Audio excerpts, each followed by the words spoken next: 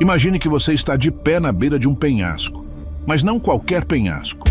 Este desce por 11 quilômetros.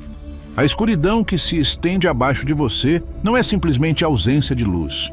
É uma escuridão que permanece há milhões de anos, sem ser interrompida por um único fóton. É uma escuridão com peso, com temperatura, com vontade própria.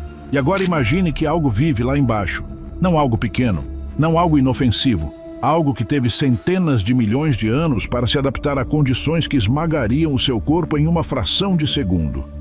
Algo que resolveu os problemas da pressão extrema, da escuridão absoluta, da fome quase permanente, do frio perpétuo e do isolamento total de maneiras que nenhum engenheiro humano jamais teria concebido.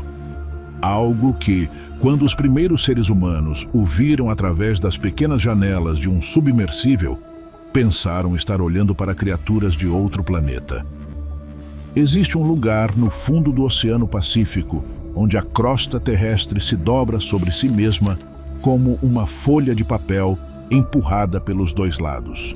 Uma cicatriz de 2.500 quilômetros de comprimento e 69 quilômetros de largura, onde duas placas tectônicas colossais colidem com uma força tão descomunal que uma delas simplesmente afunda, submerge, desaparece engolida pelo manto da Terra. E nesse processo de milhões de anos, foi escavada a fenda mais profunda que existe na superfície do nosso planeta. A Fossa das Marianas, o ponto mais profundo do oceano, o lugar mais remoto da Terra. Um abismo que faz com que as palavras profundo ou escuro soem ridiculamente insuficientes, como tentar descrever o universo com uma única sílaba. Acompanhe-nos hoje a descer por essa fenda, a entender não apenas o que existe lá embaixo, mas por que existe. Porque a lógica implacável da evolução, empurrada ao limite absoluto por condições que nenhum ser vivo deveria conseguir suportar, acabou produzindo algumas das criaturas mais perturbadoras, mais elegantes e mais incompreensíveis que já existiram na Terra. Porque a pergunta não é se essas criaturas são assustadoras. A pergunta é: o que diz sobre nós o fato de as acharmos assustadoras? Uma ferida no planeta. Para entender a Fossa das Marianas, primeiro você precisa abandonar quase todos os pontos de referência que possui. A linguagem comum não está equipada para isso. Você precisa de novas unidades de medida, novos marcos conceituais. Porque estamos falando de escala, e a escala da fossa não tem comparação com nada na experiência humana cotidiana. O ponto mais alto da Terra é o Monte Everest, com 8.849 metros acima do nível do mar. Se pegássemos o Everest na sua totalidade, com suas geleiras, seus cumes congelados e sua história de expedições trágicas e heróicas, e o colocássemos no fundo da Fossa das Marianas, seu topo ainda estaria submerso a mais de 2.100 metros abaixo da superfície do oceano. Pense nisso por um momento. A montanha mais alta do mundo desapareceria completamente sob a água, e ainda assim estaria longe, muito longe, do fundo real da fossa. O ponto mais profundo chama-se Challenger Deep, batizado em homenagem ao HMS Challenger, o navio que realizou a primeira grande expedição científica sistemática ao Oceano Profundo na década de 1870. Esse ponto encontra-se a 10.935 metros de profundidade, quase 11 quilômetros verticais de água acima de qualquer objeto que esteja lá embaixo. Para você ter uma ideia real da pressão que qualquer coisa suporta nessa profundidade.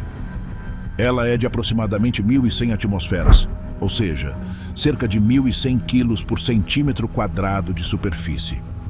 Imagine o peso de 3 grandes carros off-road equilibrados sobre a superfície da sua unha. Agora multiplique essa imagem por toda a superfície do seu corpo, aplicada simultaneamente de todos os ângulos possíveis, sem exceção, sem um único milímetro quadrado de alívio. Um ser humano exposto a essa pressão sem proteção não seria esmagado gradualmente como nos filmes. Ele seria comprimido de forma quase instantânea. Os ossos se despedaçariam, os pulmões colapsariam em menos tempo do que leva para piscar. Qualquer cavidade com ar narinas, seios da face, ouvidos internos, implodiria com uma violência inimaginável.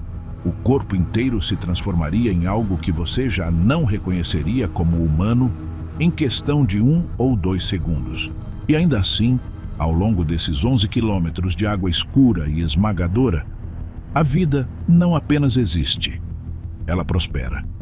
Tem prosperado por centenas de milhões de anos, com uma diversidade, uma sofisticação e uma criatividade evolutiva que nos deixam sem palavras toda vez que enviamos um veículo suficientemente resistente para observá-la. A Fossa das Marianas se estende pelo Oceano Pacífico Ocidental, a leste das Ilhas Marianas e a sudoeste da ilha de Guam. Ela se formou através de um processo chamado subducção. A placa do Pacífico, uma das maiores e mais antigas placas tectônicas do planeta, afunda lentamente sob a placa das Marianas. Esse processo começou há cerca de 180 milhões de anos e continua até hoje, a uma velocidade de alguns centímetros por ano, lento na escala humana, vertiginoso na escala geológica. A subducção é um dos processos mais violentos e fundamentais da geologia planetária. Quando uma placa oceânica colide com outra placa e uma delas afunda, o processo gera terremotos devastadores, vulcões submarinos e tsunamis. Na Fossa das Marianas, a crosta oceânica do Pacífico afunda sob a placa das Marianas e, nesse processo, a borda da placa descendente escava a fenda mais profunda do planeta, como uma lâmina arrastando-se pelo fundo do oceano por milhões de anos. A história humana com essa fossa começou muito antes de podermos alcançá-la.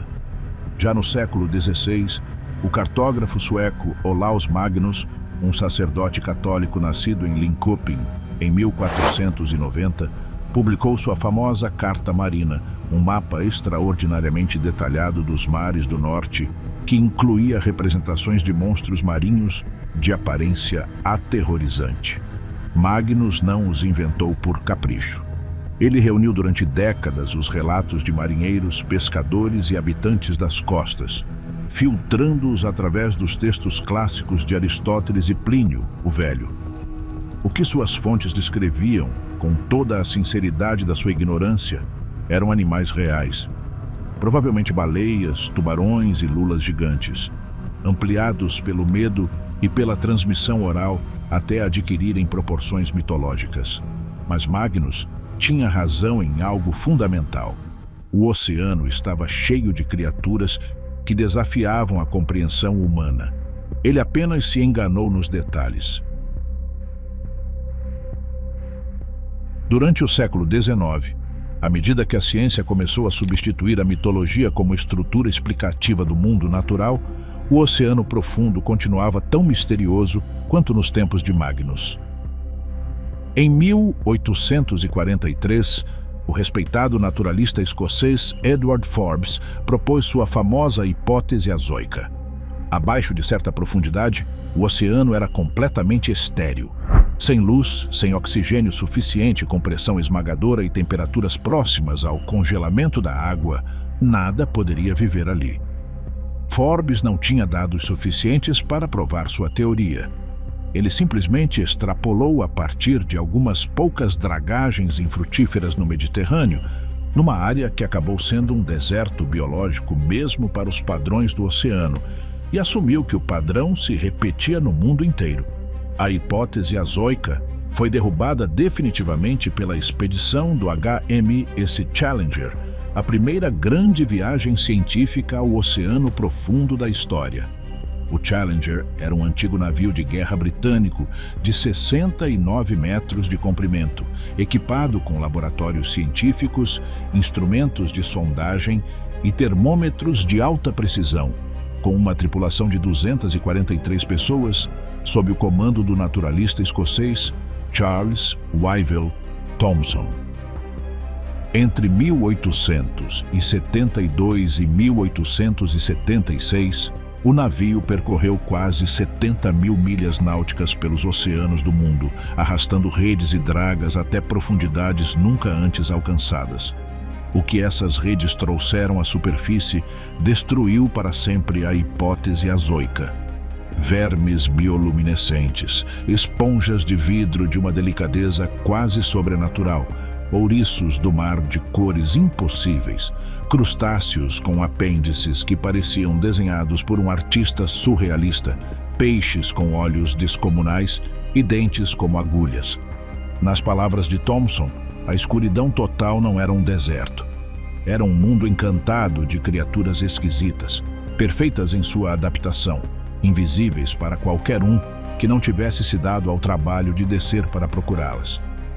O relatório oficial da expedição, conhecido como Challenger Report, foi publicado em 50 volumes entre 1880 e 1895 e continua sendo um dos documentos científicos mais importantes da história da oceanografia.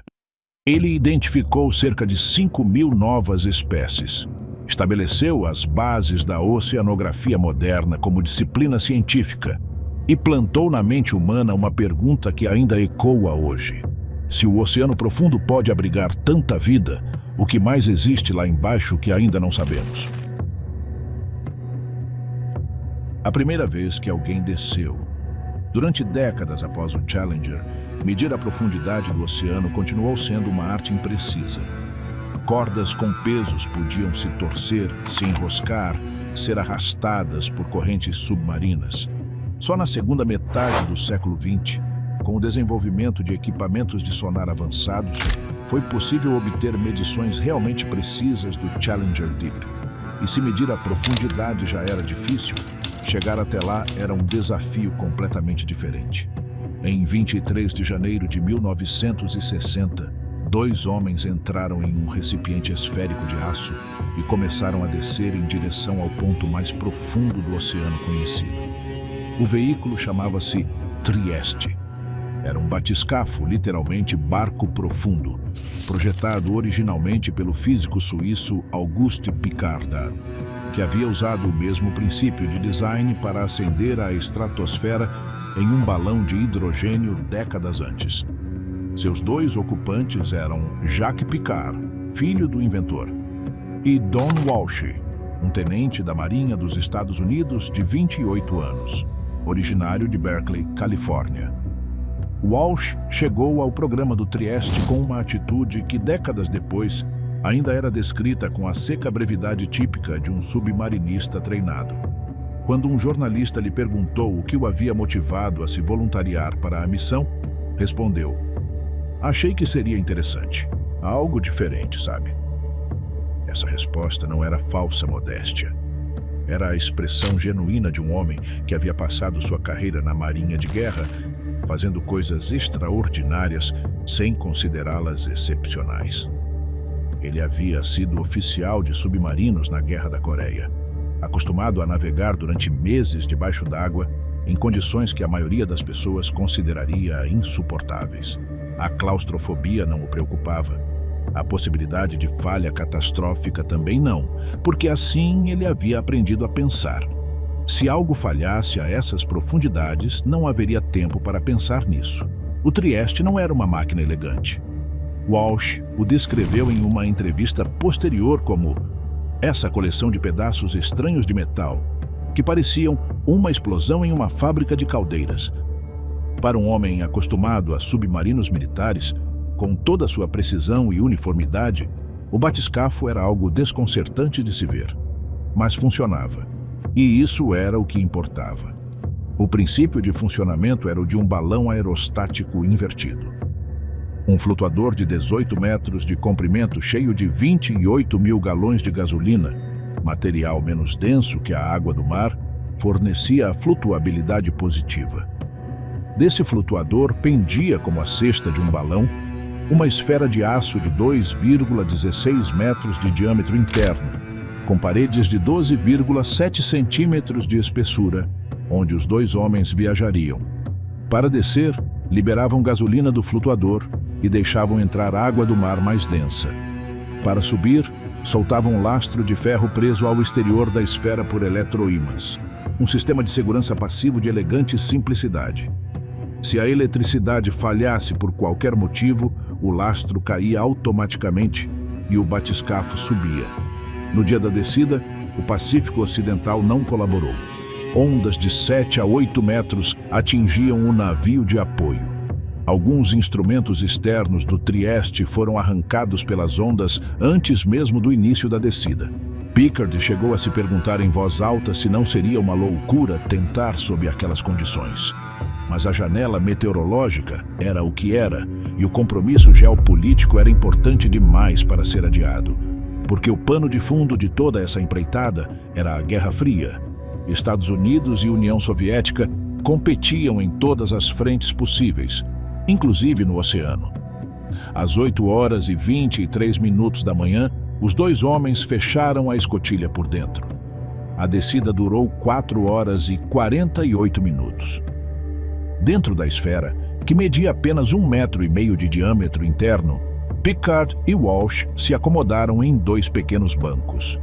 O único acesso visual ao exterior era uma única vigia de 15 centímetros de diâmetro, feita de um cone de plexiglass com quase 16 centímetros de espessura, projetado de modo que a pressão externa o empurrasse contra sua base, em vez de esmagá-lo para dentro, um princípio físico semelhante ao das rolhas de garrafas de vinho. A temperatura interna foi caindo progressivamente à medida que o frio do oceano penetrava pela esfera. As paredes suavam por condensação. As rações de comida que Walsh havia levado, 15 barras de chocolate Hershey, não foram tocadas. Nenhum dos dois tinha apetite. A comunicação com a superfície era feita por meio de um telefone acústico que levava 7 segundos para transmitir um sinal de ida e outros 7 de volta, porque o som viaja pela água a aproximadamente 1.500 metros por segundo, e a distância envolvida era de vários milhares de metros. Era uma conversa em câmera lenta, em que cada frase exigia quase meio minuto de silêncio após ser dita, esperando a resposta. Aos 27.400 pés de profundidade, quando já estavam na zona radal e a pressão externa ultrapassava 600 quilos por centímetro quadrado, um golpe surdo e violento sacudiu a esfera, forte o suficiente para que os dois homens se olhassem com alarme. Descobriram depois que um dos painéis de plexiglass do túnel de acesso que ligava o flutuador à esfera havia se rompido. Não a esfera principal, mas a experiência não foi exatamente tranquilizadora, com ainda vários quilômetros de descida pela frente. Conseguimos nossa atenção, anotou Walsh com a secura de quem havia aprendido a não dramatizar situações em que o drama não ajuda em nada. Continuaram descendo. Quando finalmente tocaram o fundo do Challenger Deep, às 13h06, horário local, o impacto do batiscafo levantou uma nuvem de sedimento tão fina e densa que por vários minutos quase não conseguiam ver nada pela vigia. Fizeram medições de temperatura, que indicaram 3,33 graus Celsius, quase o ponto de congelamento da água do mar. Procuraram correntes com seus instrumentos e não encontraram nenhuma. O fundo era plano, coberto por uma lama pálida e quase impalpável que os geólogos chamam de ooze, sedimento formado por milhões de anos de acúmulo de esqueletos microscópicos de organismos planctônicos que caíram lentamente da superfície. Mas nesses 20 minutos, em que permaneceram no fundo antes de iniciar a subida, Jacques Piccard observou algo extraordinário. Pela vigia, no halo de luz dos refletores do batiscafo, viu algo se mover sobre o sedimento. Um peixe achatado de aspecto espectral, movendo-se com a lentidão de quem tem todo o tempo do universo e nenhuma razão para a pressa. Provavelmente um peixe linguado ou uma espécie hadal da família Liparidae, um dos peixes caracol que hoje sabemos dominar o ecossistema do Challenger Deep. Walsh chamou o navio de apoio. O fundo está habitado. A frase, simples e direta, foi também um dos anúncios científicos mais importantes do século XX. Naquele momento ficou demonstrado para sempre que, mesmo no ponto mais profundo do planeta, a vida havia encontrado uma forma de existir. Durante 52 anos, ninguém retornou ao Challenger Deep. 52 anos é um período que merece reflexão. Nesse intervalo, seres humanos levaram 12 pessoas à Lua e as trouxeram de volta. Construíram estações espaciais, enviaram sondas aos confins do sistema solar, tornaram os computadores pessoais ubíquos, conectaram o mundo pela internet, sequenciaram o genoma humano. E durante todo esse tempo, o ponto mais profundo do planeta permaneceu na escuridão, sem visitantes, guardando seus segredos a 11 quilômetros de profundidade.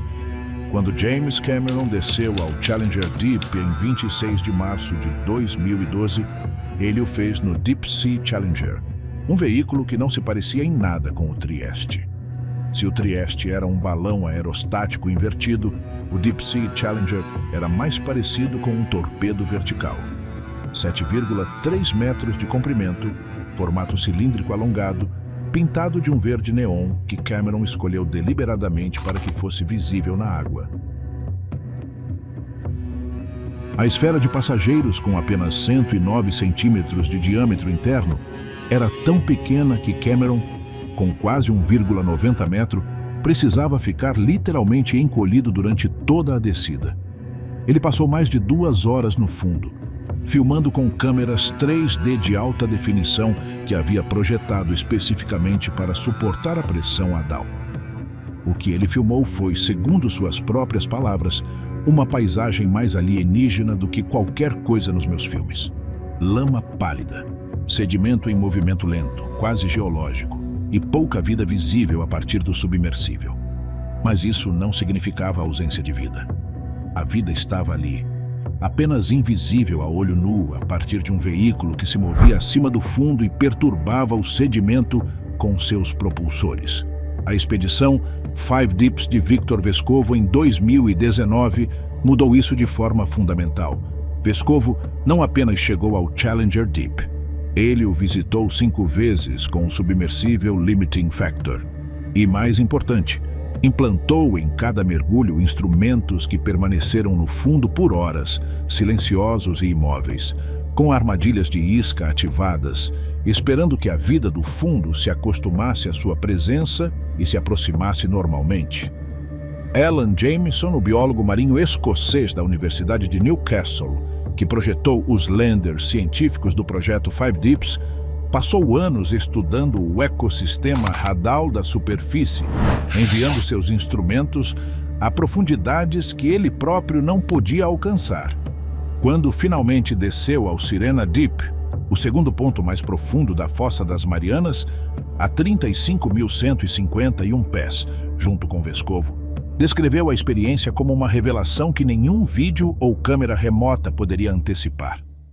"Os vídeos não fazem justiça", disse ele. "Não transmitem nem a escala nem o brilho do lugar." O que encontraram não era o deserto estéril de lama uniforme que muitos esperavam. Era uma paisagem ondulada de sedimento dourado, interrompida por rochas afiadas, manchas de matéria bacteriana em tons laranja e ocre, e depressões, sulcos e tocas que testemunhavam a presença de uma vida que existia ali havia milhões de anos e que continuaria ali muito depois de eles retornarem à superfície. A tirania da pressão. Por que os corpos são como são? Agora começamos a descida real. Porque a fossa não é simplesmente um ponto no fundo do mar. É uma série de camadas, cada uma com suas próprias regras, seus próprios habitantes, suas próprias soluções absolutamente originais para os problemas da existência. À medida que descemos da superfície, a pressão aumenta de forma implacável. A cada 10 metros de profundidade, adiciona-se uma atmosfera de pressão. A 100 metros você suporta 10 atmosferas, a 1.000 metros 100 atmosferas. No Challenger Deep, a quase 11.000 metros, a pressão ultrapassa 1.100 atmosferas. É suficiente para esmagar um submarino militar convencional como se fosse uma lata de refrigerante vazia. É suficiente para comprimir a própria água do mar, de modo que a água no Challenger Deep é ligeiramente mais densa do que a água na superfície. Para qualquer organismo biológico, este é o problema central de viver na fossa. A pressão não é apenas desconfortável. Ela é estruturalmente destrutiva para qualquer tecido que contenha espaços com gás. Os pulmões são bolsas de ar. Os ossos contêm cavidades. Os seios paranasais, os ouvidos internos, até o trato digestivo contém gases. Sob a pressão do Challenger Deep, todos esses espaços colapsariam instantaneamente. As criaturas da fossa resolveram esse problema da maneira mais elegante possível, eliminando tudo o que não pode suportar a pressão. O peixe-caracol das Marianas, Pseudoliparis suirei, é talvez o melhor exemplo conhecido dessa adaptação radical. Ele foi filmado pela primeira vez em profundidades superiores a 8.000 metros em expedições da equipe de Alan Jameson, e em agosto de 2022 foi registrado um indivíduo a 8.336 metros de profundidade, o vertebrado a maior profundidade já documentado. Sua aparência é a de algo entre um peixe e um fantasma. O corpo é gelatinoso, quase translúcido. A pele tem um tom rosado esbranquiçado que deixa vagamente visíveis as estruturas internas. Ele se move com uma graça quase etérea, impulsionado pelas nadadeiras peitorais em movimentos que lembram mais um fantasma flutuando do que um peixe nadando. O que torna o peixe-caracol verdadeiramente extraordinário não é sua aparência, é o que ele não tem. O crânio do peixe-caracol das Marianas não está completamente fechado, como o crânio de um recém-nascido humano com fontanelas abertas. Seus ossos são finos, minimamente mineralizados e extraordinariamente flexíveis. Ele não possui bexiga natatória, o órgão cheio de gás que outros peixes usam para controlar sua flutuabilidade, porque nas pressões adais a bexiga implodiria.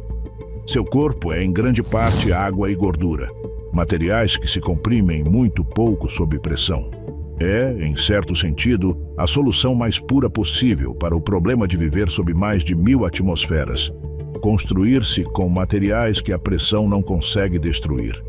Os pesquisadores determinaram o mecanismo molecular que permite isso. Os peixes caracol adais são saturados de uma substância chamada TMAO, óxido de trimetilamina.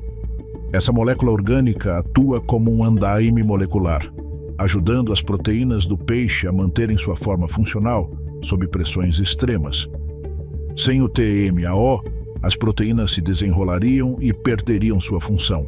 Com ele, funcionam perfeitamente, mas o TMAO tem limites.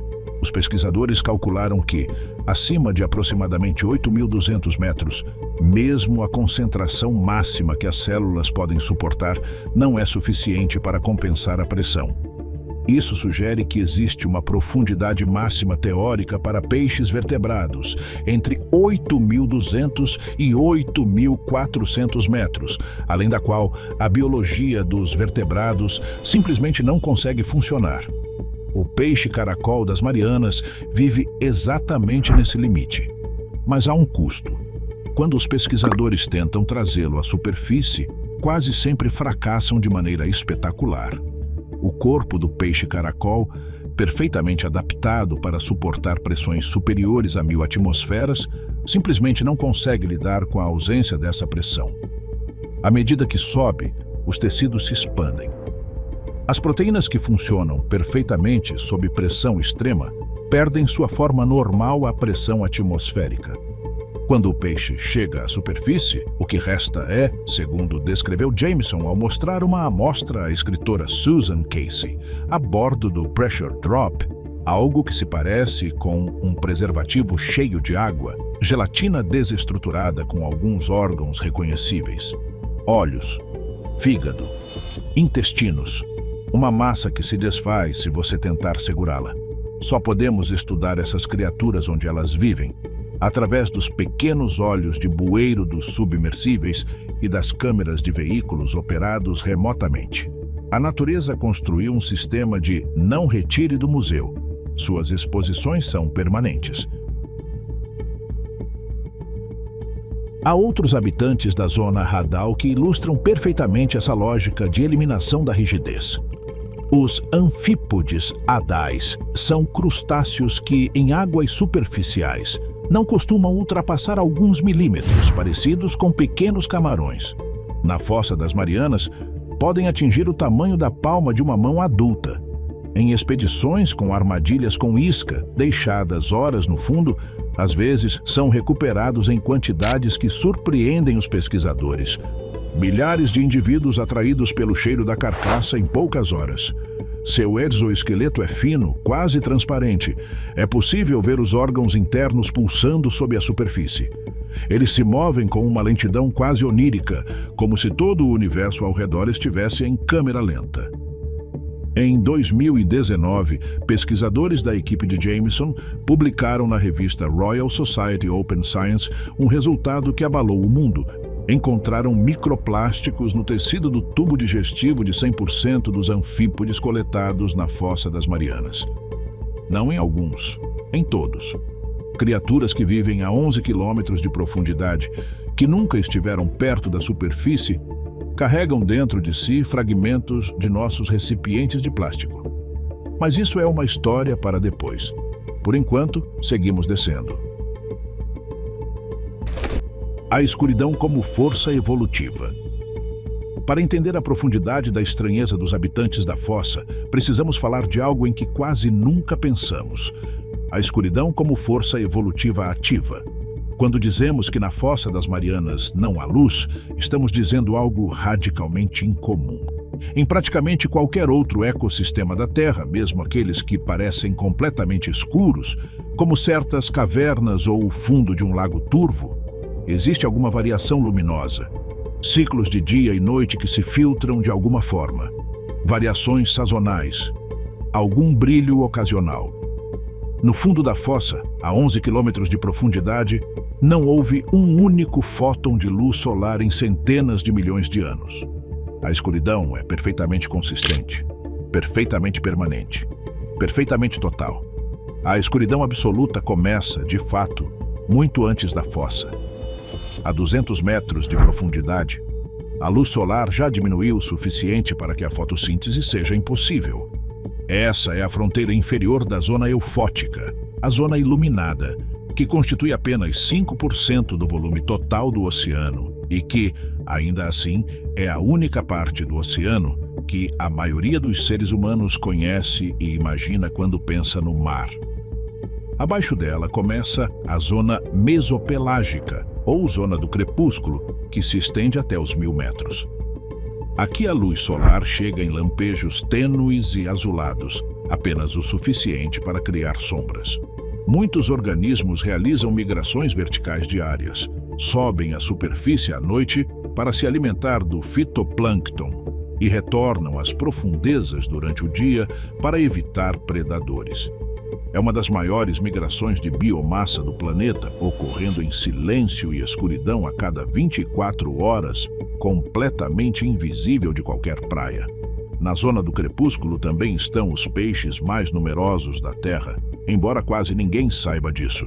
Os peixes lanterna da família Myctophidae, pequenos organismos que não ultrapassam 15 centímetros, estão presentes na zona mesopelágica em quantidades que os cientistas estimam em vários bilhões de toneladas de biomassa. Isso pode ser 10 vezes a captura pesqueira mundial anual. Seus corpos são prateados como espelhos para difundir sua silhueta na penumbra e são salpicados de fileiras de fotóforos, órgãos bioluminescentes que lhes dão o nome. São presas de atuns, tubarões e cetáceos, e parte fundamental do ecossistema oceânico global. A 1000 metros, o último vestígio de luz solar desaparece. Começa a zona batipelágica, a zona da meia-noite, que se estende até os 4000 metros. Aqui a escuridão é total. Não é a escuridão de um quarto com as persianas fechadas. Não é a escuridão de uma caverna. É uma escuridão que nunca foi rompida pela luz solar, que permanece há milhões de anos perfeitamente constante. E abaixo dos 6000 metros, nos sulcos e fossas mais profundos que cortam o fundo oceânico, está a zona Hadal. Essa escuridão milenar e absoluta cria pressões evolutivas fascinantes sobre os sistemas visuais. Os olhos consomem energia. São órgãos metabolicamente caros, que exigem fluxo sanguíneo constante, manutenção de tecidos altamente especializados e reparo contínuo dos danos causados pela pressão e pelo frio. Em um ambiente onde o alimento é extremamente escasso e qualquer gasto energético desnecessário pode ser a diferença entre viver e morrer, os olhos deveriam ter desaparecido rapidamente, segundo a lógica mais elementar da seleção natural. E ainda assim, alguns dos olhos mais extraordinários do reino animal estão exatamente aqui. O peixe-barrilete, Macropina microstoma, tem a cabeça completamente transparente. Uma cúpula de tecido cristalino que envolve seu cérebro como um capacete de astronauta. E dentro dessa cúpula, 2 olhos tubulares de cor verde brilhante que apontam diretamente para cima. Não para os lados, não para frente. Para cima permanentemente, examinando o vazio escuro acima deles, em busca de silhuetas de presas contra o fundo ligeiramente mais claro da zona do crepúsculo. Durante décadas isso foi um mistério, porque os primeiros exemplares trazidos à superfície chegavam com o tecido transparente da cabeça destruído pela descompressão, e os cientistas presumiam que os olhos eram fixos. Só em 2009, quando pesquisadores do Instituto de Pesquisa do Aquário da Baía de Monterey filmaram pela primeira vez um barrilete vivo em seu habitat natural por meio de um ROV, compreenderam a realidade. O que haviam tomado por olhos do peixe eram, na verdade, suas narinas, os órgãos olfativos. Os verdadeiros olhos, aqueles tubos verdes fascinantes, estavam completamente encapsulados dentro da cabeça transparente e podiam girar, cobrindo um campo visual do zênite até o horizonte. O peixe literalmente pode ver para cima através do próprio cérebro transparente. O peixe granadeiro, Coryphaenoides armatus, seguiu a solução oposta.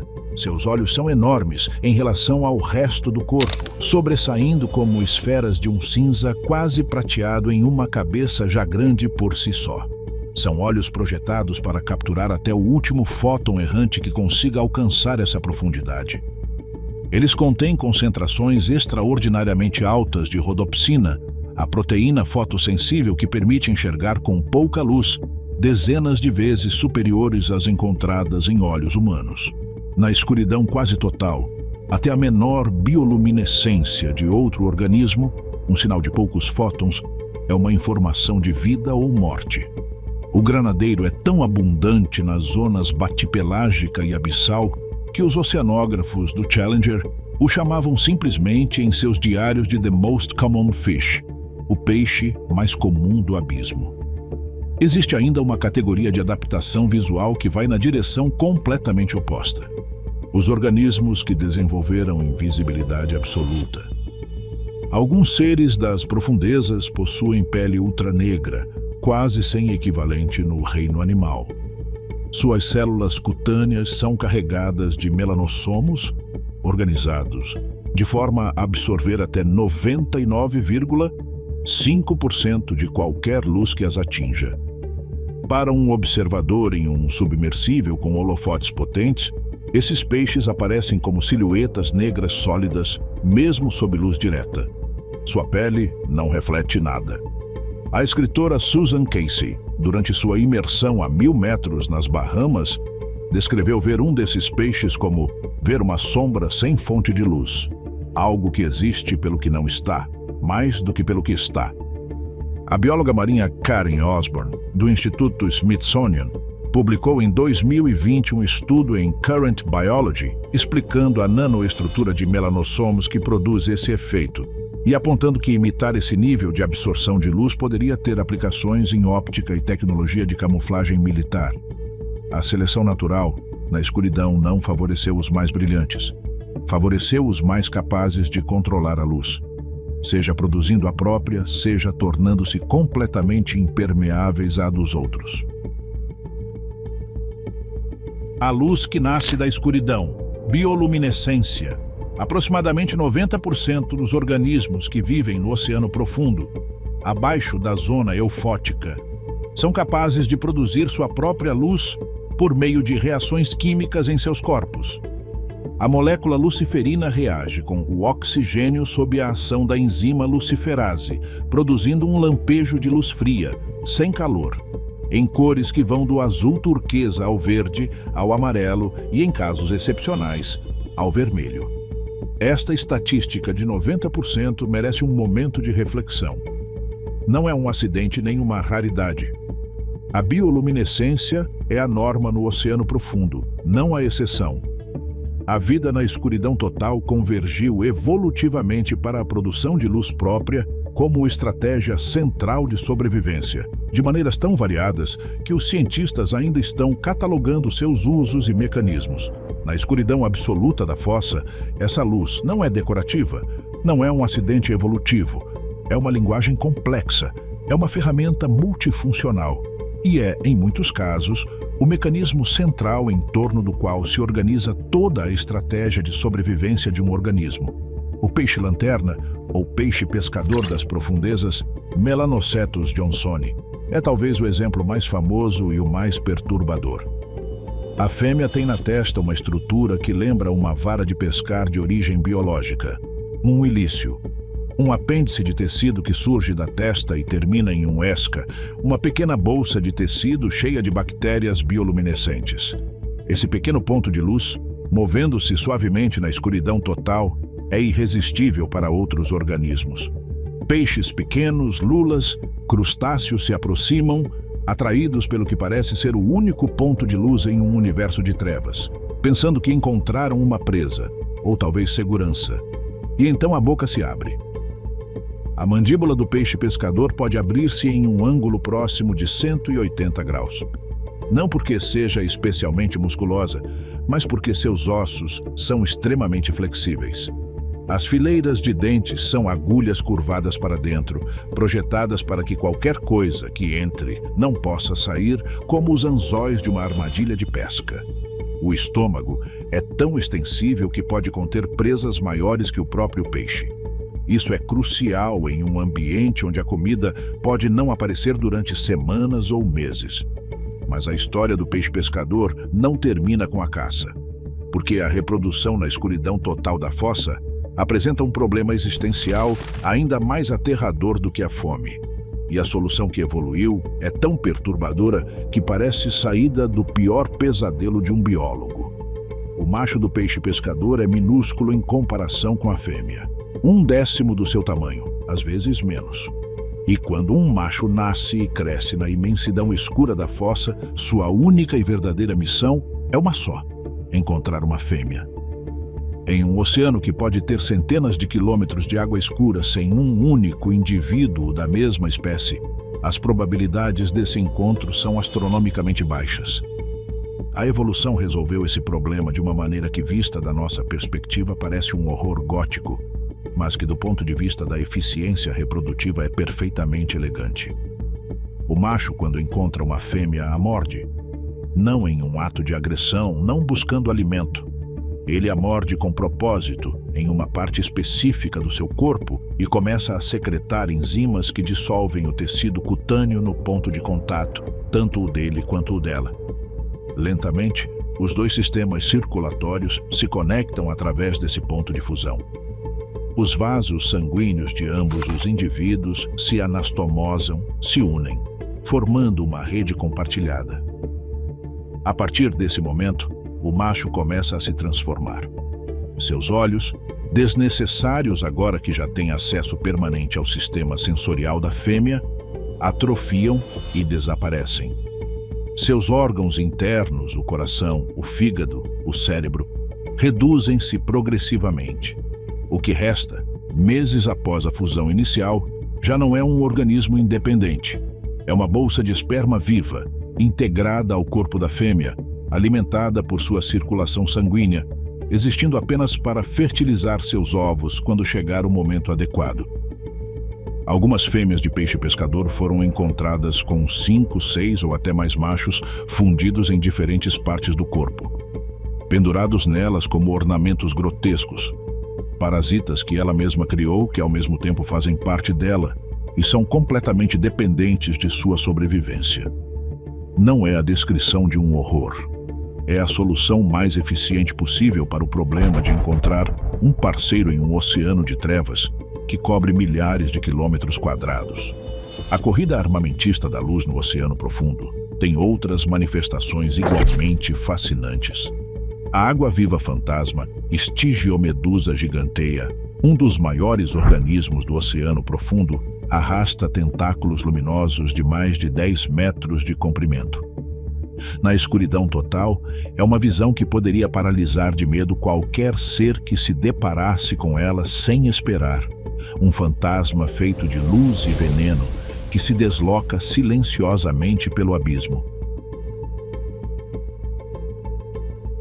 Alguns organismos produzem lampejos de luz para assustar predadores, como um flash de câmera fotográfica pode cegar alguém temporariamente. Outros liberam nuvens de tinta luminosa quando se veem ameaçados, criando uma cortina de luz brilhante atrás da qual desaparecem na escuridão. E então há a solução mais engenhosa, a que pertence a um peixe chamado Malacosteus niger, o peixe de luz de parada ou mandibulado de luz vermelha. A grande maioria dos organismos do oceano profundo que podem ver algum comprimento de onda de luz bioluminescente enxerga principalmente no espectro azul-verde, entre aproximadamente 470 e 490 nanômetros. Isso faz perfeito sentido físico. A luz azul-verde penetra melhor na água e pode percorrer distâncias maiores antes de ser absorvida. A luz vermelha, ao contrário, é absorvida pela água quase imediatamente. Nas profundezas da fossa, a luz vermelha simplesmente não existe.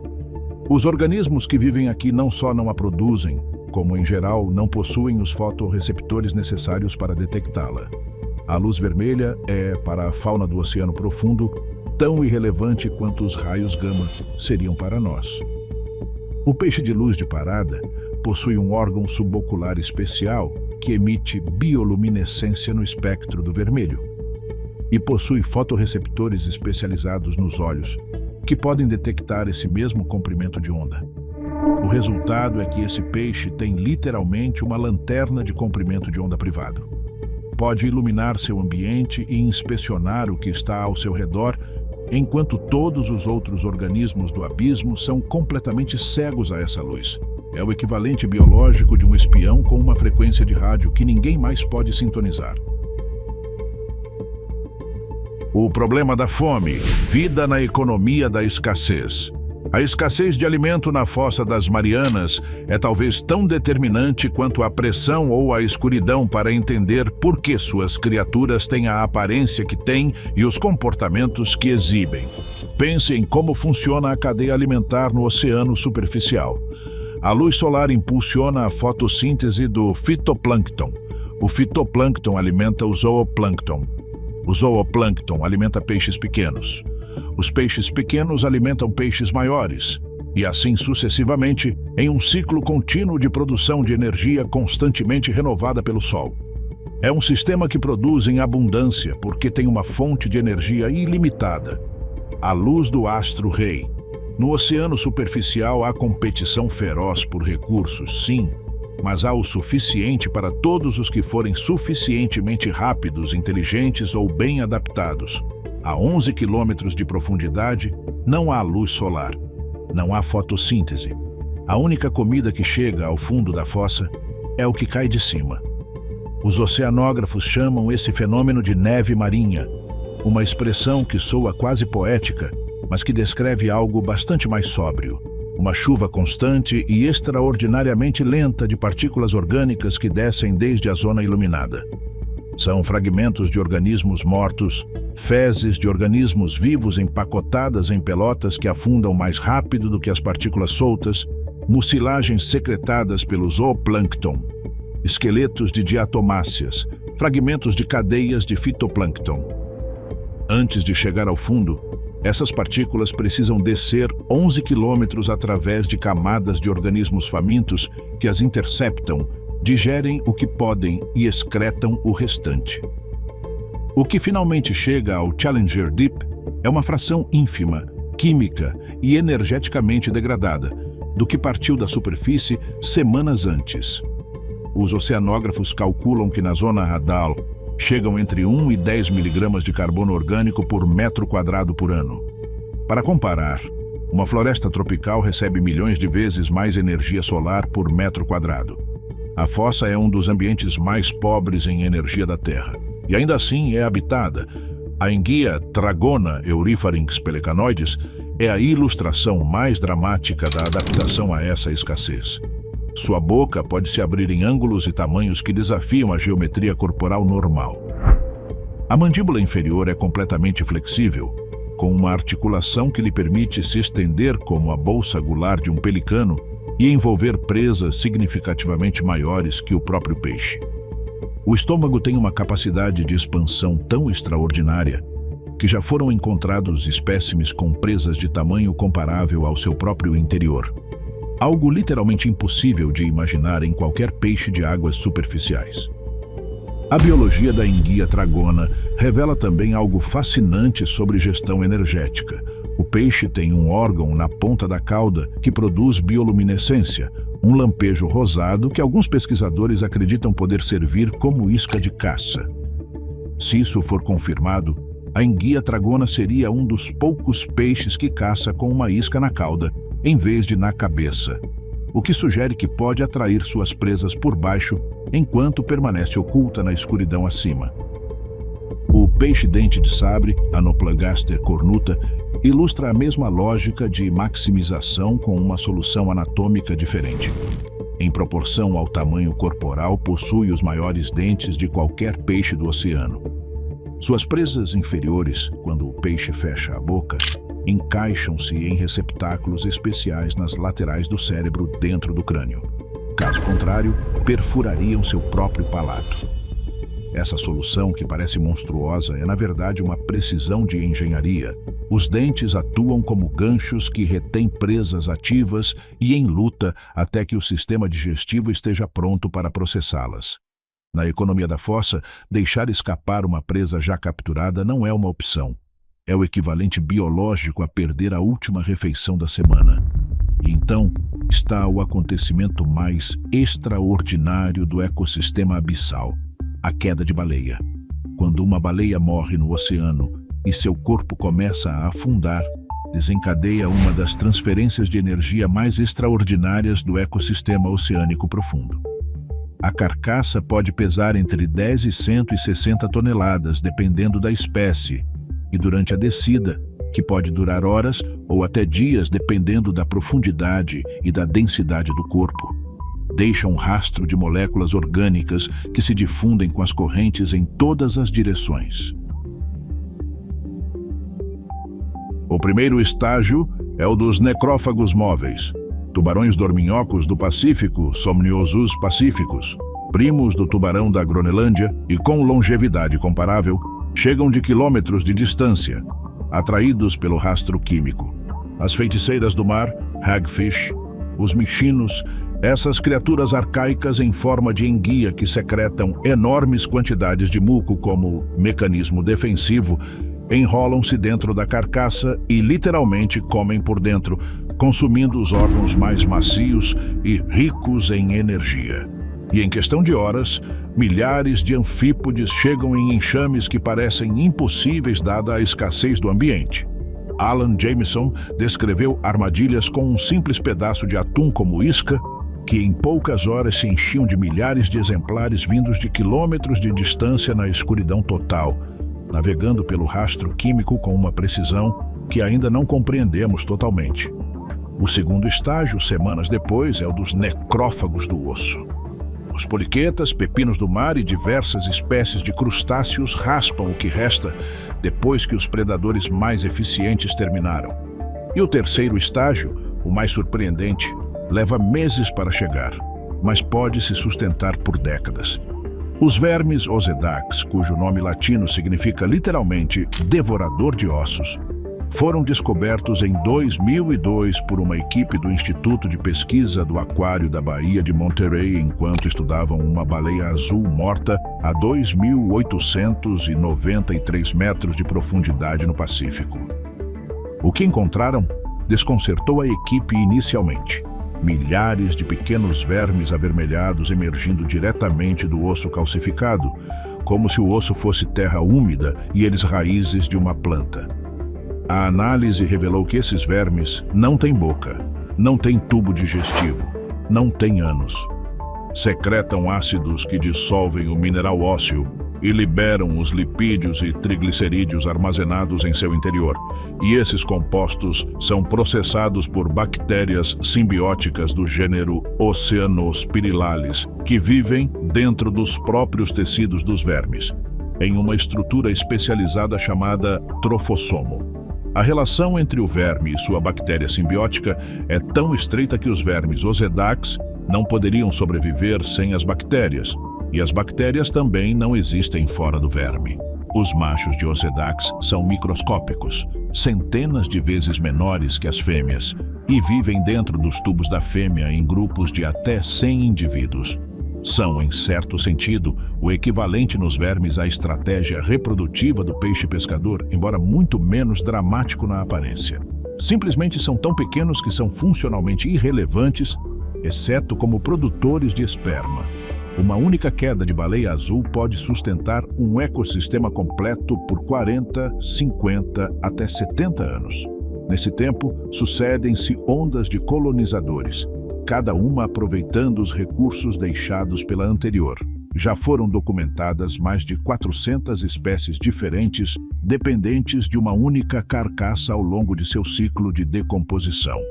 Algumas dessas espécies são encontradas exclusivamente em carcaças de baleia e em nenhum outro lugar do oceano. São especialistas absolutos nesse microhabitat efêmero. Isso levanta uma pergunta evolutiva genuinamente intrigante. Como elas encontram as carcaças? Uma baleia morta no fundo do oceano pode estar a dezenas de quilômetros da comunidade estável mais próxima de organismos adaptados a esse recurso. E ainda assim, elas chegam. Os pesquisadores acreditam que algumas espécies têm ciclos de vida que incluem estágios larvais planctônicos capazes de se dispersar por grandes distâncias nas correntes oceânicas e que estão constantemente esperando na coluna d'água até que chegue o cheiro de uma oportunidade. É uma estratégia de loteria.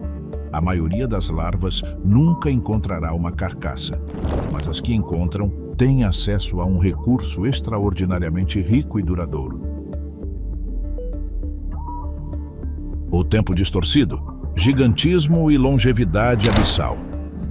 A escassez de alimento na fossa tem outro efeito que durante décadas desconcertou os cientistas e que ainda não está completamente explicado: o gigantismo abissal. Em praticamente todos os ecossistemas terrestres e marinhos superficiais, existem pressões evolutivas que mantêm os organismos em tamanhos moderados. Os predadores se encarregam de eliminar os indivíduos maiores e mais visíveis. A competição por recursos limita o crescimento. O ciclo de vida curto e a reprodução rápida são vantagens em ambientes que mudam com as estações. A velocidade importa quando você tem inimigos. Nas profundezas abissais e hadais, muitas dessas pressões não existem ou estão profundamente modificadas. O resultado é que numerosas espécies que em águas superficiais são minúsculas atingem aqui tamanhos que parecem ficção científica.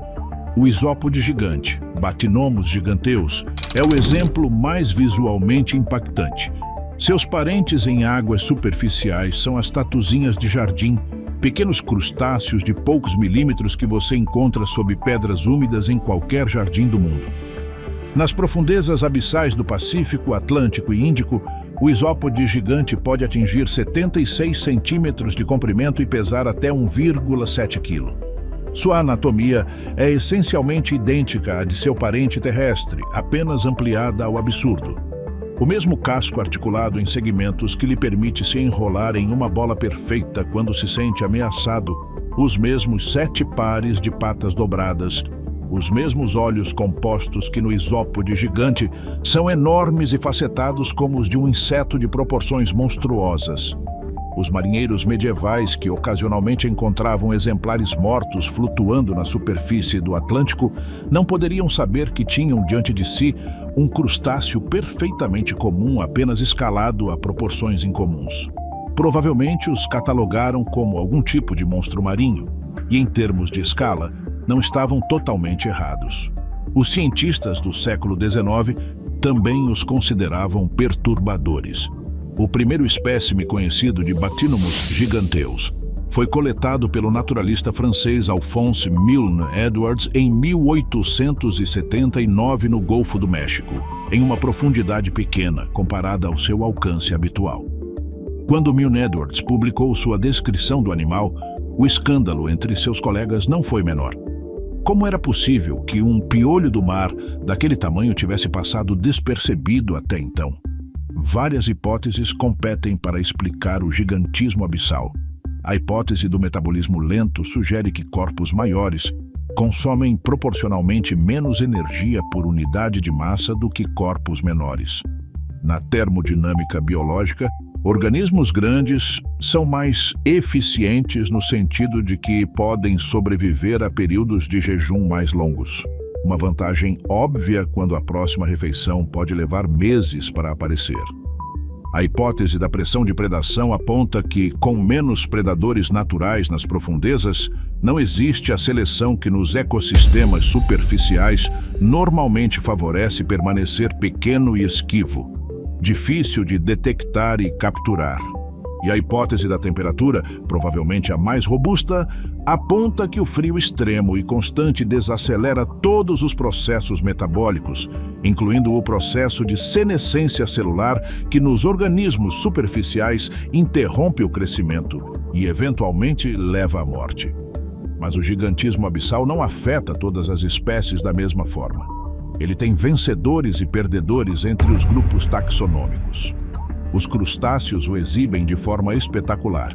Além do isópode gigante, os anfípodes adais, que em águas superficiais não passam de poucos centímetros, atingem 34 centímetros na fossa do Japão, documentados pela equipe de Jameson. As esponjas de vidro alcançam em águas profundas dimensões que na superfície seriam impossíveis.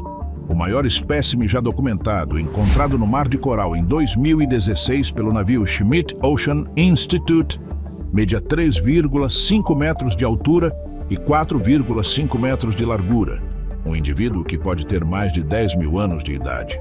Os tubarões que frequentam as profundezas tendem a ser significativamente maiores que seus parentes de águas superficiais. No entanto, alguns grupos não exibem gigantismo.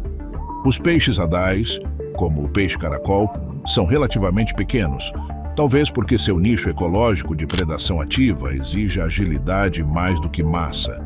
O gigantismo parece ser favorecido em organismos filtradores ou oportunistas que precisam armazenar energia em seus corpos para sobreviver longos períodos de escassez, mais do que em predadores ativos que precisam de velocidade e manobrabilidade. O caso mais extremo de longevidade abissal é representado pelo tubarão da Groenlândia, Somniosus microcephalus, embora não habite a fossa das Marianas, mas sim as profundezas árticas e subárticas. Em 2016, pesquisadores da Universidade de Copenhague publicaram na revista Science suas estimativas de idade de vários exemplares obtidas por datação por radiocarbono dos cristalinos de seus olhos. Os cristalinos são estruturas metabolicamente inativas que se formam antes do nascimento e não se regeneram. São uma espécie de cápsula do tempo selada, e as moléculas de carbono aprisionadas nelas no momento da formação refletem a proporção de carbono 14 atmosférico daquela época. O indivíduo mais antigo da amostra foi estimado em aproximadamente 392 anos, com margem de erro de mais ou menos 120 anos. O que significa que poderia ter entre 272 e 512 anos. 400 anos. Essa criatura poderia ter nascido quando Galileu estava construindo seu primeiro telescópio. Ela não atinge a maturidade sexual até os 150 anos, o que a torna o vertebrado de maturidade sexual mais tardia conhecido.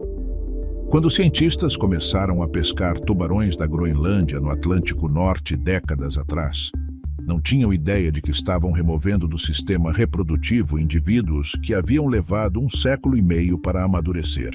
O impacto na população da espécie pode não se manifestar em escalas de tempo humanas.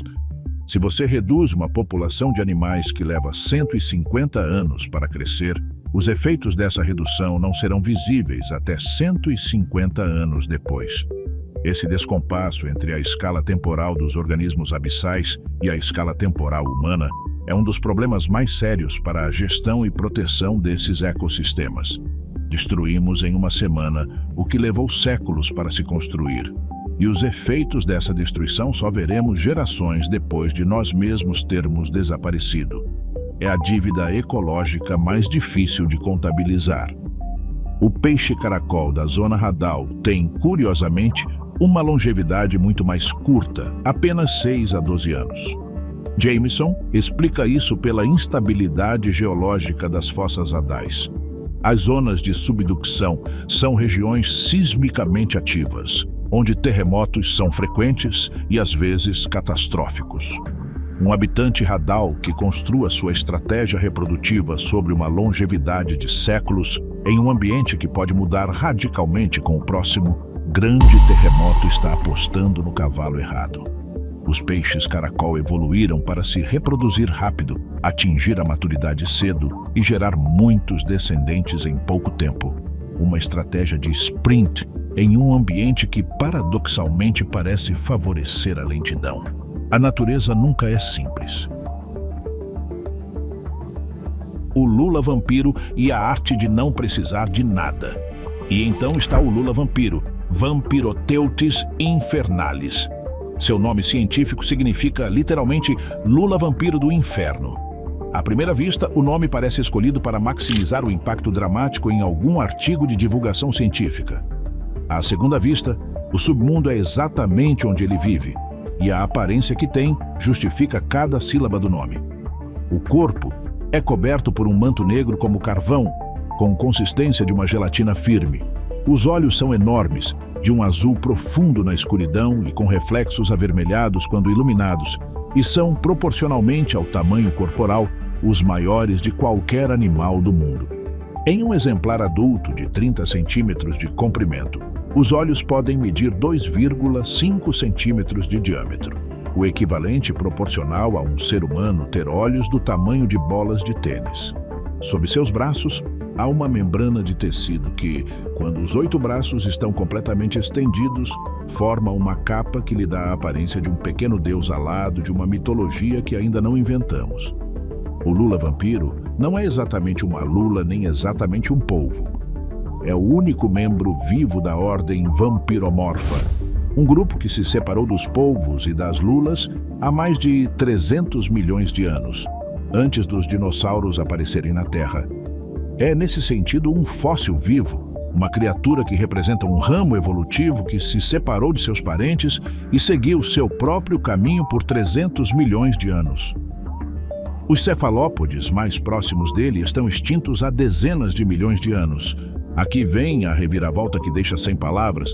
Apesar de todo esse aparato assustador, o lula-vampiro não é um predador ativo. Ele não caça, não mata ativamente. É, em certo sentido, a criatura mais pacífica do abismo. Essa revelação veio graças aos trabalhos da bióloga marinha Hendrik Hoving e seus colaboradores do Instituto de Pesquisa do Aquário da Baía de Monterey, publicados em 2012 na revista Proceedings of the Royal Society B. Antes desse estudo, assumia-se que o lula-vampiro era um predador, embora ninguém tivesse documentado diretamente o que ele comia. A análise do conteúdo estomacal dos exemplares coletados e das amostras recolhidas pelos filamentos do animal mostrou algo completamente inesperado. O lula-vampiro se alimenta de neve marinha, de partículas orgânicas, de fezes de outros organismos, de mudas de crustáceos, dos resíduos de todos os demais, os filamentos, essas estruturas longas e pegajosas que o lula estende pela água enquanto deriva, não estão caçando, mas coletando. São equivalentes a uma teia de aranha submarina que captura qualquer partícula orgânica que passe perto. As partículas ficam presas a uma substância mucilaginosa secretada pelos filamentos e são transportadas até a boca do animal, onde são comprimidas em pequenas bolas de alimento com mais muco antes de serem ingeridas. Essa estratégia, chamada Mucus Capture Feeding, é extraordinariamente eficiente em termos energéticos. O lula-vampiro não precisa perseguir presas, não precisa detectá-las, não precisa lutar com elas. Ele simplesmente deriva na escuridão com seus filamentos estendidos como uma rede de pesca passiva e captura o que o oceano lhe traz. Seu metabolismo é tão lento, seu gasto energético tão reduzido, que esse aporte mínimo é suficiente para mantê-lo vivo, crescer e se reproduzir. Em um ambiente onde quase tudo o resto mata ou é morto de maneiras que desafiam a imaginação humana, o lula-vampiro encontrou a forma de sobreviver consumindo literalmente os resíduos do mundo que está acima dele. Ele é o reciclador mestre do abismo. Seu nome sugere predação letal. Sua vida real é jardinagem orgânica submarina. Mas sua defesa tem elementos dramáticos. Quando se sente ameaçado, o lula-vampiro não foge. Ele inverte sua capa para dentro, expondo a face interna coberta por projeções semelhantes a espinhos, chamadas cirros, tornando-se uma bola de aspecto sinistro. Ao mesmo tempo, pode produzir lampejos de bioluminescência em diferentes partes do corpo, criando um espetáculo de luz que distrai e confunde o predador. E, se tudo mais falhar, produz uma nuvem de muco bioluminescente que brilha na escuridão e pode aderir ao focinho ou às brânquias do atacante, irritando-o e permitindo ao lula-vampiro escapar enquanto o predador está distraído tentando remover a substância pegajosa e luminosa. Não é tinta escura como a de seus parentes lulas. É uma bola de luz pegajosa, uma granada de fosforescência. Essa estratégia é evolutivamente fascinante porque envolve a conversão de um recurso escasso, a energia bioluminescente, em uma ferramenta defensiva. O lula-vampiro vive em um equilíbrio de mínimo gasto e máxima versatilidade. Come com o mínimo esforço e se defende sem desperdiçar energia em fugas custosas. Existem outros habitantes do Oceano Profundo que levaram o minimalismo energético a seus extremos mais surpreendentes. O verme do gelo, Esiocaeca metanicola, vive sobre depósitos de hidratos de metano no fundo do Golfo do México, a profundidades de 500 a 700 metros. Alimenta-se diretamente das bactérias que metabolizam o metano na superfície desses depósitos. Vive, literalmente, sobre um poço de gás e come as bactérias que o exploram. Quando os pesquisadores do Instituto Oceanográfico Woods Hole o descobriram em 1997, tiveram que verificar várias vezes se o que viam era real. Um verme vivendo sobre o equivalente submarino de um campo de gás natural, aparentemente sem se incomodar com o ambiente tóxico. A poliqueta Riftia pachyptila, o verme tubícola das chaminés hidrotermais, vai ainda mais longe na economia energética. Completamente desprovida de boca, estômago e tubo digestivo, alimenta-se exclusivamente através das bactérias simbióticas que abriga em um órgão especializado, o trofossomo, que pode representar até 15% da massa corporal do verme. É o equivalente a ter substituído seu sistema digestivo por um laboratório de processamento de alimentos incorporado que funciona de forma autônoma. Quando os biólogos do Instituto Scripps de Oceanografia examinaram pela primeira vez espécimes de Riftia no final dos anos 1970, discordaram durante meses se aquilo era um animal ou uma planta, porque nenhum animal conhecido podia carecer completamente de sistema digestivo. Essas criaturas, o lula-vampiro, o verme do gelo, os tubícolas hidrotermais, ilustram algo fundamental sobre a vida no Oceano Profundo. A seleção natural aqui não otimiza para velocidade, força ou agressividade. Ela otimiza para eficiência, para fazer mais com menos, para encontrar fontes de energia que outros ignoraram, para construir corpos que precisem de tão pouco que possam sobreviver mesmo quando o oceano parece tê-los esquecido completamente. E nessa eficiência radical, nesse minimalismo imposto pela escassez, há algo que nos fala diretamente. Vivemos em uma civilização construída sobre o desperdício de energia, sobre a ideia de que progresso significa consumir mais. As criaturas do abismo levam centenas de milhões de anos demonstrando que existe outro caminho. Que a vida pode ser extraordinariamente complexa diversa e resiliente, com uma fração infinitesimal dos recursos que consideramos necessários. Não é que elas tenham algo a nos ensinar diretamente, porque não têm consciência de que existimos. Mas os princípios que governam sua biologia são universais, e ao estudá-los estamos aprendendo algo sobre os limites do possível que ainda não terminamos de compreender. Os monstros reais, chaminés hidrotermais e a vida impossível. Até aqui, falamos da vida que depende, direta ou indiretamente, da energia solar que chega ao fundo da fossa como neve marinha. Mas existe outra categoria de vida no oceano profundo que não depende da energia solar em absoluto, e cuja descoberta em 1977 foi um dos momentos mais revolucionários da história da biologia. Em fevereiro de 1977, uma equipe de pesquisadores do Woods Hole Oceanographic Institution estava realizando mergulhos com o submersível Alvin na dorsal das Galápagos, uma zona de expansão do fundo oceânico no Pacífico Equatorial. A equipe esperava encontrar o tipo habitual de fundo vulcânico relativamente monótono. O que encontraram em vez disso foi algo que nenhum dos cientistas a bordo podia explicar inicialmente. Chaminés de água quente brotando do fundo do oceano, a pressões e temperaturas que, por direito, deveriam tornar impossível a existência de vida em seu entorno imediato. E ao redor dessas chaminés, densas comunidades de organismos que ninguém havia visto antes, vermes tubícolas de mais de 2 metros de comprimento com plumas vermelhas na parte superior, mexilhões do tamanho de uma bola de futebol, camarões cegos que vagavam pelas chaminés, caranguejos albinos, tudo isso em concentrações que rivalizavam com os ecossistemas mais produtivos do oceano superficial. Como isso era possível? De onde vinha a energia para sustentar toda aquela vida? A resposta foi a quimiossíntese. As bactérias que viviam no ambiente das chaminés não precisavam da luz do sol. Em vez de fotossíntese, realizavam quimiossíntese. Utilizavam o sulfeto de hidrogênio que emanava das chaminés como fonte de energia para fabricar compostos orgânicos. O sulfeto de hidrogênio, que é um veneno para praticamente qualquer organismo terrestre, era o sol desse ecossistema.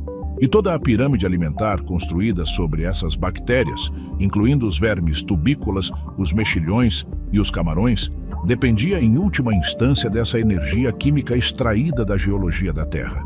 A descoberta das chaminés hidrotermais mudou fundamentalmente a definição de habitável na biologia. Demonstrou que a fotossíntese não era o único caminho energético possível para sustentar ecossistemas complexos. Demonstrou que a vida pode ser construída tanto sobre a energia química do interior da Terra quanto sobre a energia do Sol. Em 2000, a geóloga marinha Deborah Kelly, da Universidade de Washington, descobriu durante uma expedição com o navio Atlantis e o submersível Alvin um tipo completamente diferente de fonte hidrotermal no fundo do Atlântico. O local, batizado como Cidade Perdida, não tinha nada a ver com as chaminés vulcânicas negras do Pacífico. Em vez de água negra fervente, cheia de sulfetos metálicos, as chaminés da Cidade Perdida emitiam fluidos mornos e transparentes e eram construídas de carbonato de cálcio, como as estalactites de uma caverna. As torres mais altas chegavam a 60 metros. A temperatura do fluido era moderada, não de várias centenas de graus, mas entre 40 e 90 graus Celsius. E a vida na Cidade Perdida era radicalmente diferente. Não vermes tubícolas e mexilhões gigantes, mas comunidades de arqueias e bactérias que viviam dentro das próprias paredes de carbonato das torres. O processo energético era diferente. Uma reação química entre a água do mar e a rocha do manto terrestre, uma serpentinização que produz hidrogênio, que por sua vez alimenta os micróbios. Cidade Perdida e as chaminés hidrotermais vulcânicas compartilham algo essencial. Ambos os sistemas produzem organicamente os componentes básicos da vida a partir de fontes inorgânicas, sem necessidade de luz solar. Pesquisadores como Kelly Acreditam que esse tipo de química pode ter sido o caldo de cultivo onde a vida surgiu na Terra há mais de 4 bilhões de anos, antes mesmo de existir fotossíntese. E se a vida pode surgir e prosperar nas chaminés do fundo do Pacífico ou nas torres brancas do Atlântico, então a mesma lógica se aplica a qualquer planeta ou lua onde exista água líquida e gradientes químicos, que é exatamente para onde os astrobiólogos olham quando procuram vida extraterrestre. A ciência que nasce do abismo. As criaturas da Fossa das Marianas não são apenas organismos curiosos para documentos de divulgação científica. São literalmente fontes de conhecimento com aplicações diretas em medicina, biotecnologia, engenharia de materiais e astrofísica. As proteínas são estruturas tridimensionais esquisitamente sensíveis às condições do seu ambiente. A maioria das proteínas que conhecemos perde a sua forma funcional a temperaturas superiores a 40 ou 50 graus Celsius, ou sob pressões muito diferentes da pressão atmosférica normal. Os organismos das profundezas abissais resolveram este problema de maneiras que os bioquímicos estudam intensamente. As bactérias encontradas no fundo do Challenger Deep produzem proteínas que mantêm a sua estrutura e função a pressões de mais de 1000 atmosferas. Estas proteínas têm modificações moleculares subtis mais cruciais. São mais compactas em certos pontos-chave, têm diferentes proporções de certos aminoácidos que conferem maior estabilidade sob pressão e utilizam moléculas estabilizadoras como o TMAO, que já mencionamos anteriormente. O estudo detalhado destas adaptações tem aplicações potenciais em biotecnologia industrial para processos que requerem condições extremas e em medicina para o desenho de proteínas terapêuticas mais estáveis. A bioluminescência do oceano profundo deu talvez a ferramenta mais ubíqua em toda a biologia molecular moderna. A proteína verde fluorescente, GFP, foi isolada originalmente de uma medusa do Pacífico, a Echorea victoria, que habita na zona do crepúsculo. Esta proteína, quando é excitada com luz ultravioleta, emite uma brilhante fluorescência verde. Desde a sua descoberta na década de 1960 e a sua caracterização molecular nos anos 90, a GFP tornou-se uma ferramenta absolutamente fundamental na investigação biomédica. Permite aos cientistas acertar proteínas, células ou tecidos específicos com luz verde e seguir o seu movimento e comportamento em tempo real em organismos vivos. O trabalho de Osamu Shimomura sobre a GFP, juntamente com o de Martin Chauf e Roger Tsien sobre a sua aplicação prática em biologia celular, foi reconhecido com o Prêmio Nobel da Química em 2008. A GFP literalmente vem do oceano profundo. Os tecidos dos organismos marinhos profundos continuam a ser uma fonte ativa de novas moléculas bioativas com potencial farmacológico. As condições extremas do oceano profundo favoreceram a evolução de estratégias químicas defensivas radicalmente diferentes das que encontramos nos organismos terrestres, produzindo moléculas com estruturas e mecanismos de ação completamente novos. Nos últimos 20 anos, foram identificados em organismos marinhos profundos, compostos com atividade antibiótica, antiviral, antifúngica, antiparasitária e anticancerígena. Alguns destes compostos estão atualmente em fases avançadas de ensaios clínicos. Os nossos resíduos no abismo. Victor Vescovo, durante a sua descida ao Challenger Deep em dezembro de 2019, encontrou entre o sedimento do fundo do ponto mais profundo do planeta um saco de plástico. No lugar mais remoto da Terra, ao qual apenas 4 expedições tripuladas chegaram em toda a história humana, os nossos resíduos chegaram antes de nós. Isto não foi um acidente isolado, nem uma anedota curiosa. É a manifestação visível de um processo que os cientistas têm vindo a documentar há anos com crescente alarme.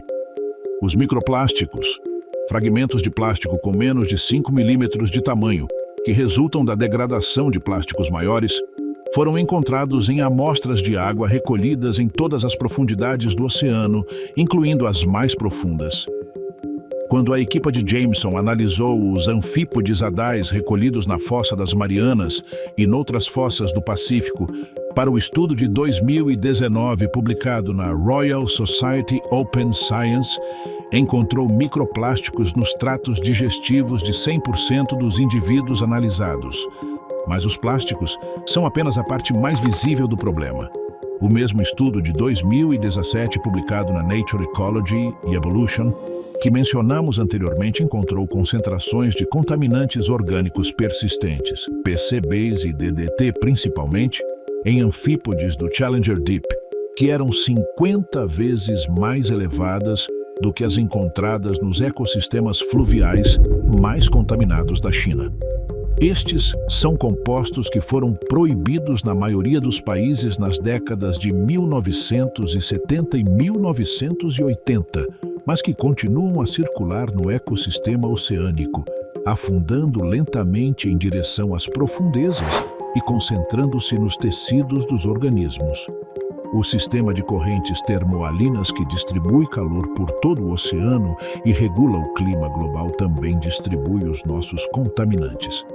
As correntes levam a água da superfície até as profundezas em ciclos que podem durar séculos, e com essa água levam tudo o que nela dissolvemos ou suspendemos. A Fossa das Marianas não é um compartimento selado. É o sumidouro final de tudo o que entra no sistema oceânico. E agora há uma ameaça potencialmente muito mais direta e devastadora no horizonte: a mineração de fundos marinhos em escala industrial. No fundo do oceano, especialmente nas zonas de planície abissal que rodeiam as grandes bacias oceânicas, existem concentrações de minerais de enorme valor econômico.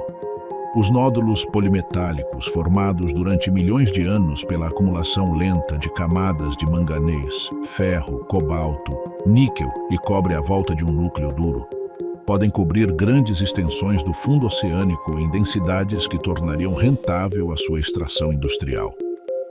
Na zona de fratura de Clarion-Clipperton, uma região do Pacífico Equatorial entre o Havaí e o México, estima-se que existam mais de 21 mil milhões de toneladas de nódulos polimetálicos. A procura global destes metais está a crescer exponencialmente, impulsionada principalmente pela transição para energias renováveis.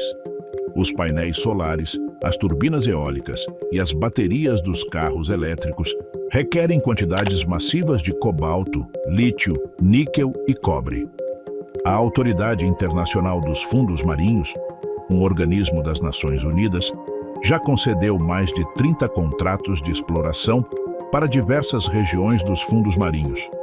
O processo de mineração envolve máquinas que raspariam o fundo marinho como aspiradores gigantes, recolhendo os nódulos juntamente com todo o sedimento e os organismos que os rodeiam. O material extraído seria bombeado para a superfície, e a lama de retorno, o sedimento separado dos nódulos, seria descarregado novamente no oceano a alguma profundidade intermédia, criando uma pluma de sedimento que se estenderia por quilômetros. Os cientistas que estudaram os ecossistemas de fundos marinhos estão unanimemente alarmados. Terry Kirby, que durante décadas explorou os fundos do Pacífico a partir do Havaí, utilizando os submersíveis Pisces 4 e 5, descreveu nos seus diálogos com a escritora Susan Casey o grau de destruição que a pesca de arrasto em profundidade já causou nos montes submarinos do Pacífico. Ecossistemas de coral negro e amarelo com milhares de anos de antiguidade arrasados em horas pelas redes de arrasto, que deixaram um deserto rochoso onde antes existia uma comunidade biológica complexa. A recuperação destas comunidades, se alguma vez ocorrer, levaria milênios. E aqui está o problema mais fundamental. Ainda não sabemos o que existe lá embaixo. Em estimativas frequentemente citadas, sugere-se que exploramos e documentamos menos de 5% dos fundos marinhos. Nas fossas adais, esse percentual é provavelmente ainda menor. Cada expedição ao Challenger Deep ou a outros pontos da fossa descobre espécies novas para a ciência. Estamos a destruir ecossistemas que ainda não catalogamos, Potencialmente estamos a levar à extinção espécies que nem sequer sabemos que existem. Por que lhes chamamos monstros? Tudo o que descrevemos até aqui está cheio de maravilha científica, mas há uma pergunta que temos contornado desde o início e que merece ser confrontada diretamente. Por que estas criaturas nos parecem assustadoras? Não é uma pergunta retórica. Tem uma resposta genuinamente interessante. Desde tempos imemoriais, o oceano tem sido para os seres humanos o território do desconhecido por excelência. Os mapas medievais europeus rotulavam as zonas oceânicas inexploradas com advertências como Hic sunt draconis, aqui há dragões. Os navegadores nórdicos povoavam o oceano com o Kraken, uma lula gigantesca capaz de afundar navios. Os japoneses temiam o rio Jin, o deus dragão dos mares que vivia num palácio no fundo do oceano. A Carta Marina de Olaus Magnus, publicada em 1539, não era simplesmente um documento de ignorância medieval. Era, e é, um mapa dos medos humanos projetados sobre o oceano. As criaturas de Magnus, com os seus cornos, as suas escamas negras e os seus olhos flamejantes, são em certo sentido perfeitamente precisas. Capturam o sentimento de terror e assombro, que produz olhar para o oceano e saber que algo vive lá embaixo que não conheces e não podes controlar. Os psicólogos evolutivos têm uma teoria sobre o horror que produzem certas criaturas do oceano profundo. O medo do que não reconhecemos como bubel pode ser uma adaptação cognitiva. O que não encaixa nos nossos esquemas mentais de como deveria ser um organismo vivo dispara alarmes instintivos, dentes que não cabem na boca, corpos que parecem transparentes ou fluidos, olhos em lugares errados ou de tamanhos impossíveis, machos que se dissolvem nas fêmeas. Estas características violam as expectativas cognitivas que temos sobre os seres vivos e geram uma resposta de aversão. Mas há algo mais. Edmund Burke, o filósofo irlandês do século XVIII, identificou no seu ensaio A Philosophical Inquiry into the Origin of Our Ideas of the Sublime and Beautiful, de 1757, o medo e o assombro como experiências complementares, não opostas. O que é verdadeiramente sublime, argumentou Burke, provoca um estado mental em que todas as emoções normais ficam suspensas, substituídas por uma mistura de horror e deleite. É a experiência de algo tão grande, tão incompreensível, tão radicalmente diferente do ordinário que suspende o funcionamento normal da mente. As criaturas da Fossa das Marianas são o sublime na sua forma mais pura. Assustam-nos porque são radicalmente diferentes de tudo o que conhecemos. Mas também nos fascinam, nos espantam, nos deixam sem palavras. E essa tensão entre horror e fascínio é exatamente a que Olaus Magnus sentia ao desenhar os seus monstros, e a que sentimos hoje ao ver as imagens do peixe pescador ou do peixe barrilete. A diferença entre Magnus e nós não é tanto o sentimento como o conhecimento. Magnus não sabia o que eram essas criaturas, por isso preencheu-as com os seus medos. Nós sabemos, pelo menos em parte, e isso transforma o terror em algo mais complexo. Uma mistura de assombro científico, respeito profundo e uma humildade que surge de compreender o quanto ainda nos falta aprender. O futuro da fossa, o que ainda não sabemos. Em 2023, investigadores que utilizavam armadilhas com isco na Fossa das Marianas filmaram um peixe-caracol a 8.336 metros de profundidade, um novo recorde para um vertebrado. Em 2021, uma expedição filmou uma medusa de espécie desconhecida do tamanho aproximado de uma bola de praia, a derivar perto do Challenger Deep. Em 2017, os cientistas do projeto Five Deeps encontraram novas espécies de anfípodes com adaptações que ninguém tinha documentado. Na Fossa das Marianas e nas fossas do Pacífico, em cada nova expedição, surgem organismos que nunca tinham sido vistos antes por qualquer ser humano. Estimamos que tenhamos descrito menos de 5% das espécies que vivem no oceano profundo. o que significa que 95% ainda está lá, na escuridão, à espera de ser descoberto. O oceanógrafo John Delaney, da Universidade de Washington, mentor de Deborah Kelley e um dos arquitetos do observatório de fundo marinho mais avançado do mundo, o Regional Cable Array do Pacífico Noroeste, tem uma forma de formular este desafio que merece ser citada. Precisamos estar no oceano para o compreender, não por cima dele, dentro dele. Com sensores, com veículos, com observatórios permanentes que transmitam dados em tempo real desde as profundezas. O oceano profundo absorve 93% do excesso de calor que a humanidade gerou desde 1970 e 30% do dióxido de carbono. É o maior tampão climático do planeta. As mudanças na temperatura do oceano profundo, na sua química, nas suas correntes, não são detalhes secundários do sistema climático. São variáveis fundamentais que determinam como o clima irá funcionar durante os próximos séculos. E não temos sensores suficientes lá embaixo para os monitorizar adequadamente. Delaney e Kelley sonham com frotas de veículos autônomos com inteligência artificial que possam explorar continuamente os fundos marinhos, transmitir dados em tempo real, sequenciar o ADN da água que atravessam, identificar novas espécies, detectar precursores de terremotos e tsunamis antes de estes ocorrerem. A tecnologia para isto não está assim tão longe. Os obstáculos são principalmente econômicos e de vontade política. Por cada dólar que a Administração Nacional Oceânica e Atmosférica dos Estados Unidos, NOAA, gasta em exploração e investigação oceânica, a NASA recebe $150.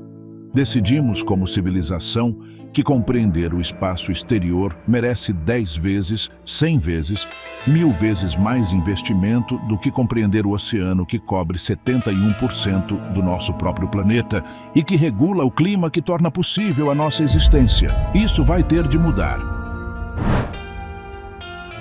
O espelho que sustenta o abismo. A Fossa das Marianas existe há 100 milhões de anos. Sobreviveu a erupções vulcânicas catastróficas, a impactos de asteroides, às 5 grandes extinções em massa da história da vida. A maior extinção de todas, o evento pérmico triássico há 252 milhões de anos, que eliminou mais de 90% de todas as espécies marinhas, não apagou a fossa. As suas criaturas adaptaram-se, evoluíram, persistiram. O que agora lhes acontece não tem precedentes na história do planeta. Não é uma mudança geológica gradual a qual possam adaptar-se em escalas evolutivas. É uma mudança rápida, drástica e multidimensional.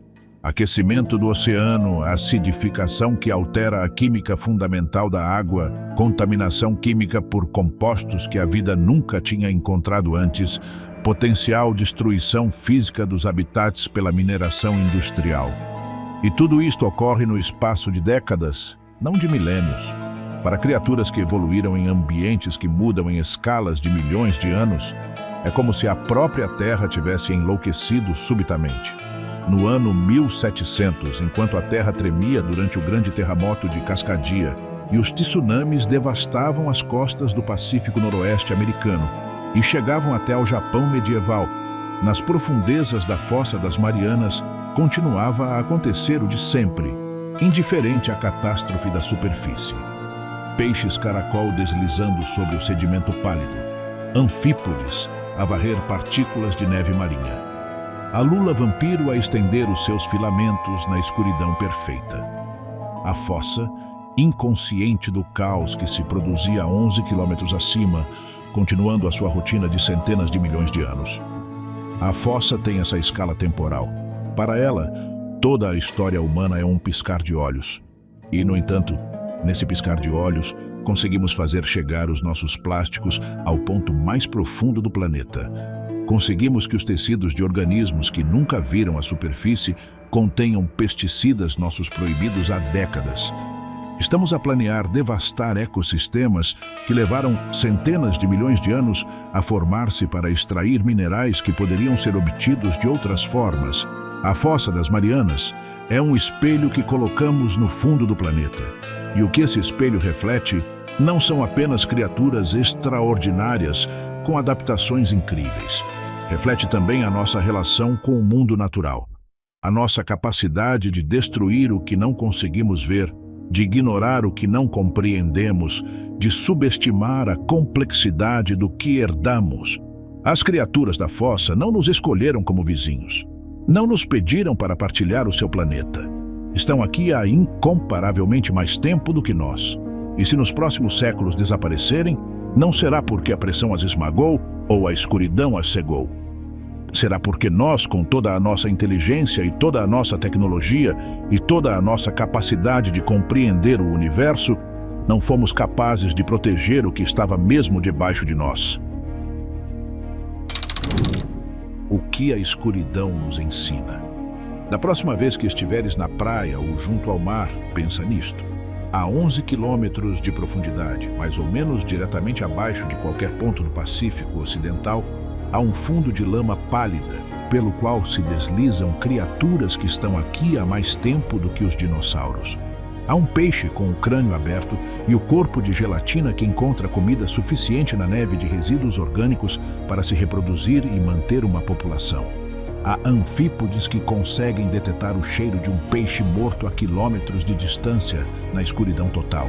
Há organismos que nunca precisaram da luz solar para nada, que baseiam toda a sua bioquímica em gradientes de temperatura e composição química, que são completamente inacessíveis à nossa experiência direta. E, provavelmente, há centenas ou milhares de espécies que ainda não vimos, que ainda não têm nome, cujas soluções evolutivas para os problemas da existência ainda não conhecemos, e que podem conter conhecimentos com aplicações em medicina, biotecnologia, astrobiologia ou simplesmente na nossa compreensão do que a vida pode chegar a ser. Chamamos-lhes assustadoras porque violam as nossas expectativas de como a vida deve parecer. Mas a vida não tem obrigação de parecer como esperamos. A vida tem apenas a obrigação de sobreviver. E nos 11 quilômetros de escuridão esmagadora do Challenger Deep, a sobrevivência tem este aspecto: gelatinosa, translúcida, com dentes impossíveis e olhos tubulares e machos que se dissolvem nas fêmeas, e mães que guardam os seus ovos durante 4 anos e meio até morrerem de fome precisamente quando estes eclodem. Não são monstros. São a resposta mais honesta que a natureza conseguiu dar às condições mais extremas do planeta. Quando olhamos para o céu noturno e vemos as estrelas, perguntamos-nos se há vida lá fora. Se em algum lugar do universo existem organismos que evoluíram em condições tão diferentes das nossas que nem sequer os reconheceríamos como vivos. A Fossa das Marianas já responde a essa pergunta. Só que a resposta não está a anos-luz de distância. Está a 11 quilômetros. O mistério nunca vai ser completamente fechado. Cada resposta que encontramos na fossa abre 3 novas perguntas.